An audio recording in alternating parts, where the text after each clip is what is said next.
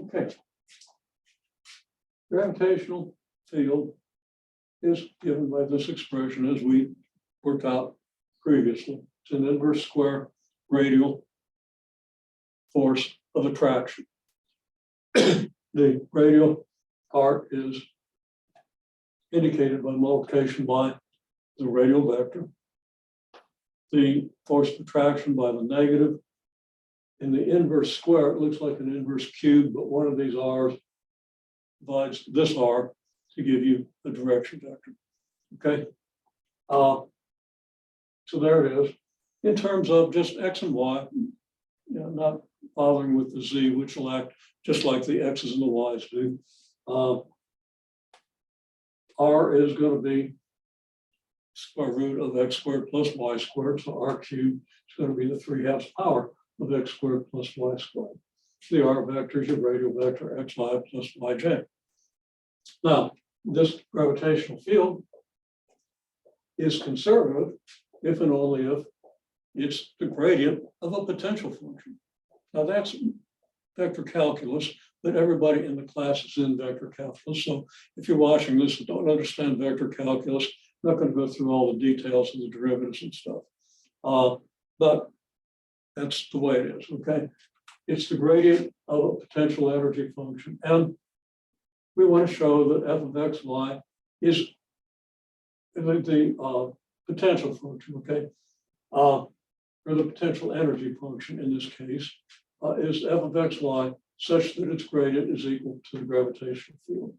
Okay, well, so we want to show that if f of xy is this, which is, of course, this, since r is square root of x squared plus y squared, that this is the case.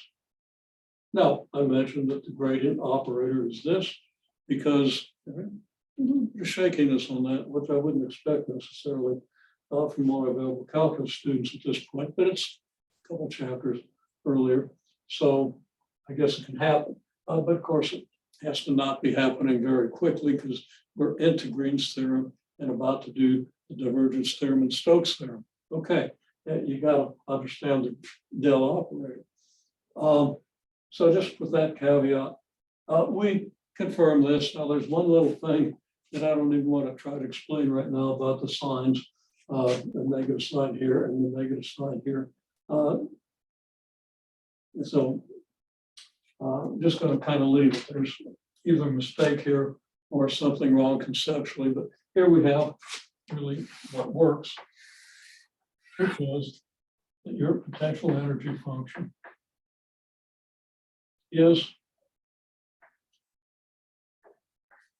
negative g big M little m over r. Now, in 3 dimensions, r would be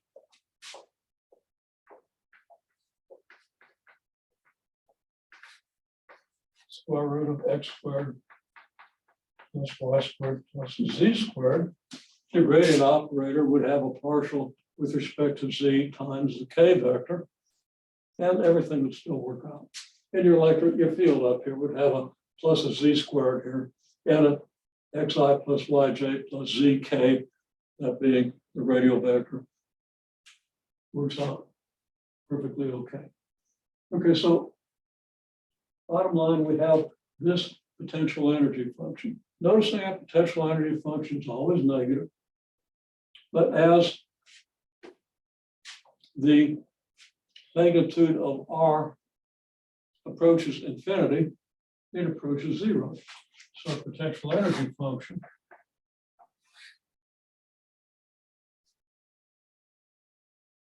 looks something like this.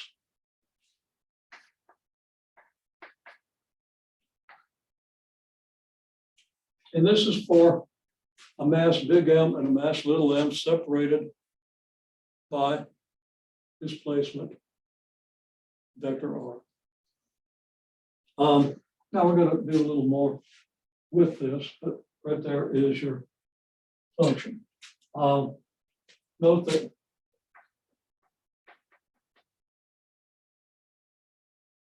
the potential energy approaches 0 as r approaches infinity. The bigger r gets, the smaller that gets. It's always negative.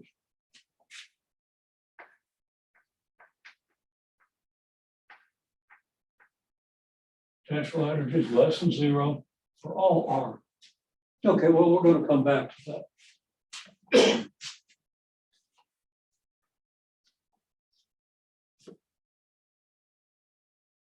Let's see, I'm looking for the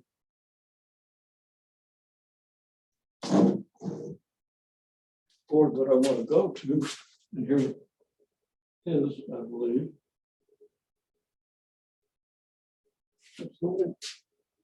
Okay, I'm going to pause the video for just a second, and then we'll pick it up.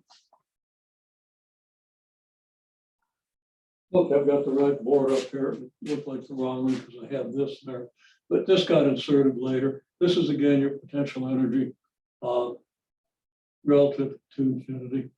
And there's some other stuff here that we'll talk about. But first, let's consider a satellite at distance r from the center of a planet. And I didn't really specify it.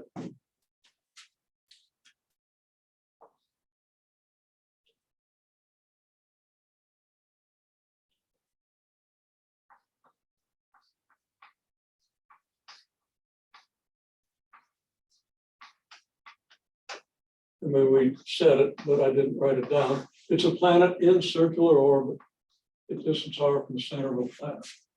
It's at constant distance r from the center of the planet. Okay. Question, what's the orbital velocity? And then another question, what's its potential energy? Well, to get its orbital velocity, we don't memorize a formula, although it's okay to memorize a formula, but we want to be able to do this without having to remember extraneous formulas when it's real easy to go to a first principle that allows you to derive that formula. Okay, so your principle for circular orbit, well, if you're moving in a circle, you have a centripetal acceleration, which is v squared over r. Now, people are a little shaky on that. You can't be shaky on that. That's been around, for a couple of months now. And you should be able to derive that just using isosceles triangles and stuff.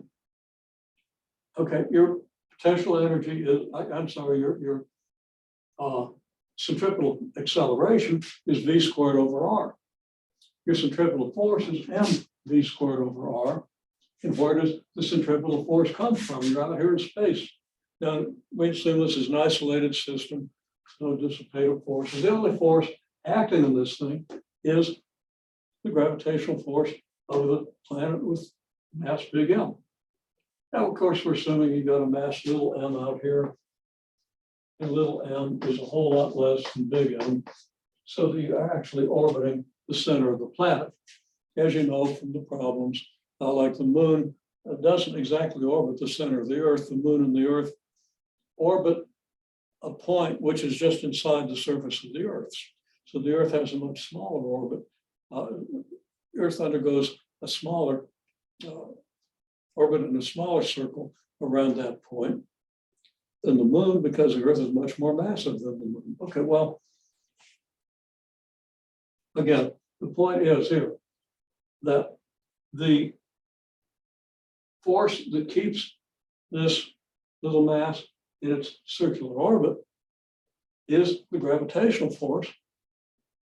And of course, the force that keeps a mass in a circular path is the centripetal force. So the gravitational force has to equal the centripetal force. Very simple idea. And we never did fill in the because there, but everybody should be able to fill that in fairly articulately. It's a very important idea. And going to have implications throughout second semester when we talk about electricity and magnetism. Okay, we want to understand it here. So, the gravitational force, of course, is this at distance big R.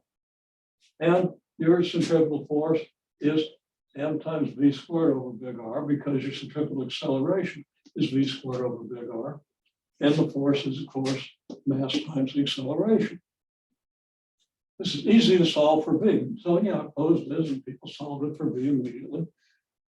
So once you have this principle, and know what centripetal force is and know what F grav is, you get this thing which people wanted to use as something they memorize. Now, I think it's great that people are familiar enough to know this, okay? That's great, but why use it when you can derive it? Why memorize it when you can derive it? Well, you really want to be able to do both. Okay. Now, there's a lot of stuff you can't derive.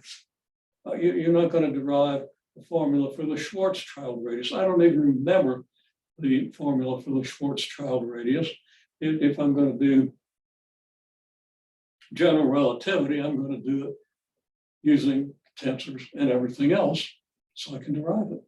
But I don't know that stuff well enough to do it. So if I want to find a Schwarzschild radius, I look up a formula. And there are other ways to get it, but get the idea. Okay, there are always formulas that you're going to need, maybe, that you won't necessarily be able to derive, but this isn't one of them. This needs to be derived. Your world is much less cluttered if you can work from less than 2 handfuls of principles and get the easy stuff. Okay, the equations of motion, they don't have to be given to you. You can integrate a constant acceleration. And if it's not a constant acceleration, you can integrate whatever the acceleration is. You get the formulas. Okay. If you happen to forget them, you should always be able to reconstruct them. And at least you should know where they come from. Well, okay. Anyhow, here's what we get. Now, I posed, and it's a little incoherent the way it is here, just because of the way it evolved. The question, okay, there's the potential energy. Now, I, at some point, asked for the kinetic energy. So here's our kinetic energy, okay? And it's just 1/2 mv squared, and here's v. This is 1/2 big M, little m times big G big M over R.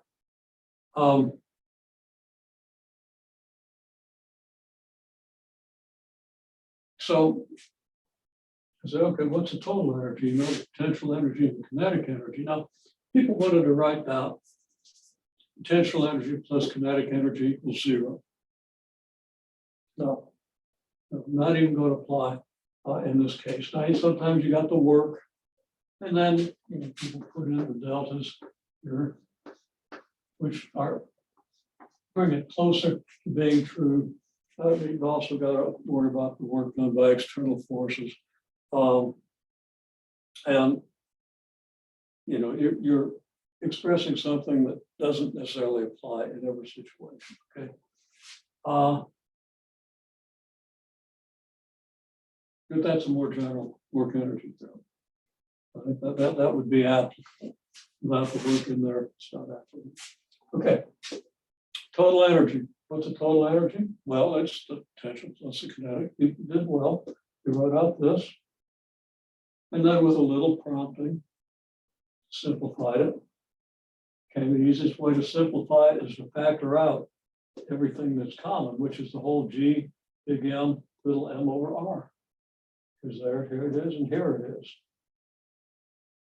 If you do that, you end up with the 1/2 here, and you end up with a -1 here. Now, that was written out. I didn't have to do much prompting. That's good, because it's really kind of easy to miss the -1 for this thing. But then you wanted to erase it and just write a -1/2, which is correct. But why erase it? Make sure we see this step. So we see where this -1/2 comes from. And then we get this. Okay.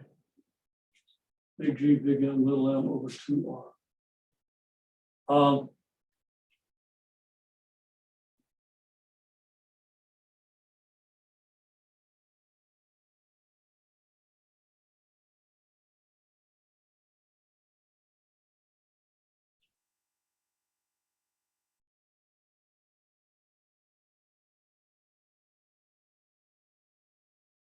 Okay, well, there's some problems there too.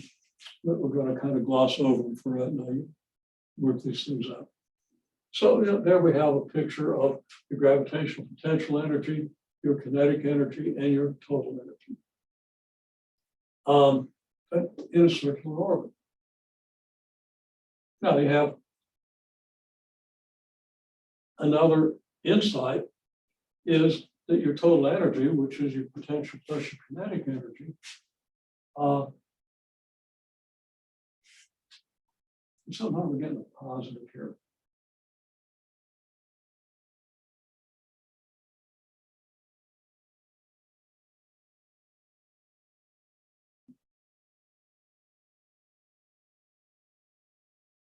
Okay, yeah, this wasn't quite written down correctly.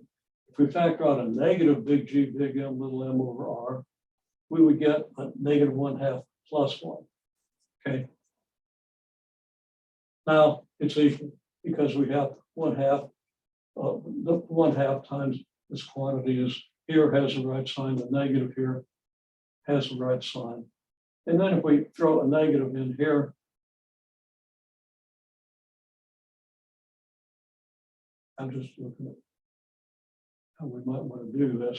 I'm not even going to throw the negative in. You've got a negative here, and that's going to give us a negative here. It's a little hard to see that negative because of the box, but it's negative. We notice then that this is just a negative of this. In other words, the total energy is equal and opposite to the kinetic energy, and that comes because the potential energy has twice the magnitude of the kinetic energy, but it's of opposite sign. Anyhow, the potential plus your kinetic energy is equal and opposite to your kinetic energy, and that can be useful. Okay, well, anyway, we get this picture where this is gravitational kinetic energy. And I don't know why I put grav, that's the kinetic energy of the orbit. We have the gravitational potential energy, and then in purple, the total energy. At every point of the PE graph, we draw a point twice as close to the R-axis, but on the other side, that gives us our kinetic energy. So this graph can be easily constructed from this graph. From this far away here, half of that distance is here. And on this side, that puts us in a point here. Kind of want to understand that.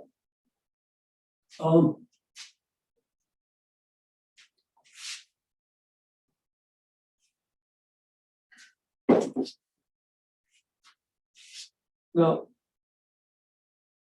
the question was asked something about T2 over T1. There's a formula that one of the students kind of remembered, but not quite. But it was a good question. Okay, what do you do with this T2 over T1? At that point, I said, we're not going to talk about it. That was a little earlier when we'll come over here. So we'll come back to that, okay? Because that one's really easy. What you have to understand is, of course, T means the period of motion, okay, the period of an orbit. So an orbit around mass big M, the distance big R, you have the velocity, which can easily be derived. It's okay to remember it, but you can always derive it if you're unsure by setting centripetal force equal to gravitational force. Magnitude of centripetal force equal to centripetal force is equal to the gravitational force. Okay, so we know how fast it's going around here. Then, of course, if we know R, we know how far it is. It's just the circumference of this circle. So we're moving this distance at this speed. How long does it take to go around? Well, you divide the distance by the speed. I'll write it over here.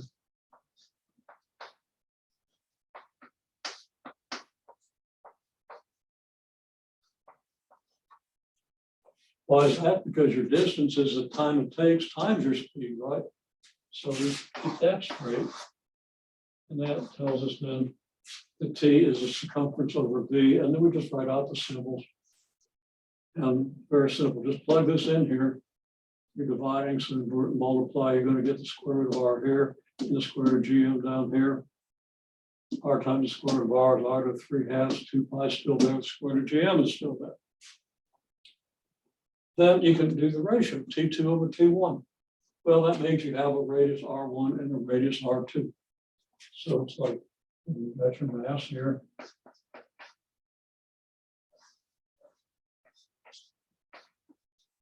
Circle of radius R1.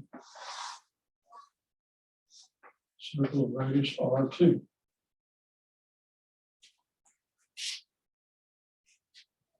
So we want T1, T2 over T1. That's very simple. Instead of R, we're going to use R2. The rest of the stuff, the 2 pi and the GM are all the same. And for T1, instead of R, we're going to use R1. So, well, I didn't want to write down the GMs and the complex fractions and stuff, but you can do that.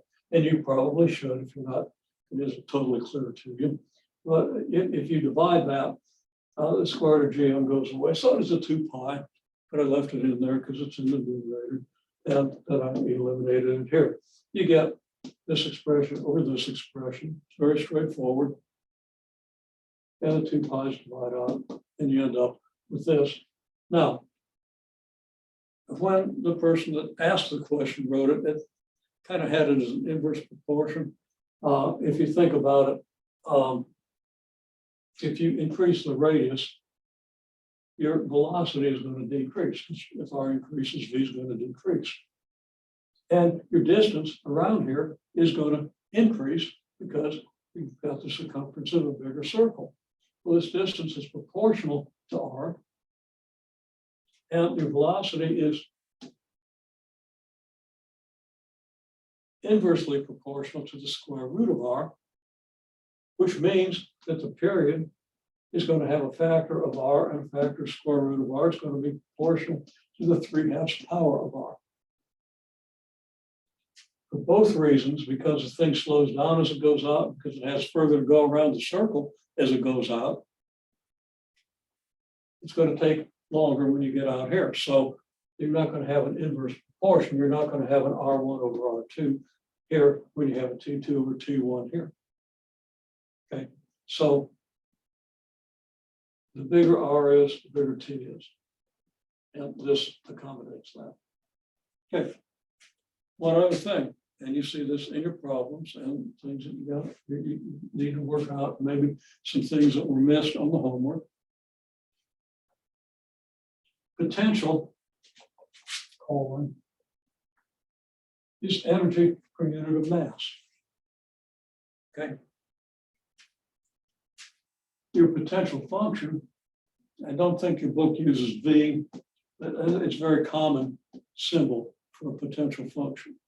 It's not a potential energy function, it's a potential function. We know what the potential energy function is. You know, we got that over here. The potential function is the energy per unit of mass. So we divide by the mass. So your potential energy function, U of R, is equal to the mass times the potential function. So if we have the potential function, we can plug in different masses for given radius or whatever, and we can get the potential energy. Okay. So we have this, so that the potential function is just U of R over M, and that's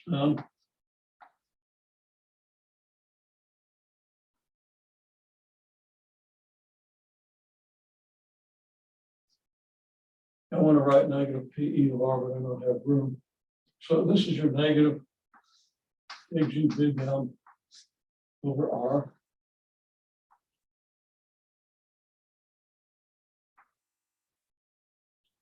Big G big M little m over R divided by little m, which is negative big G big M. And that's your potential function. And that comes into play. It's a very simple idea. It's what you would multiply by your mass little m to get the potential energy. Here's the potential energy. What would you multiply by little m to get this? Negative big G big M over R. Okay, well, hopefully you find this useful.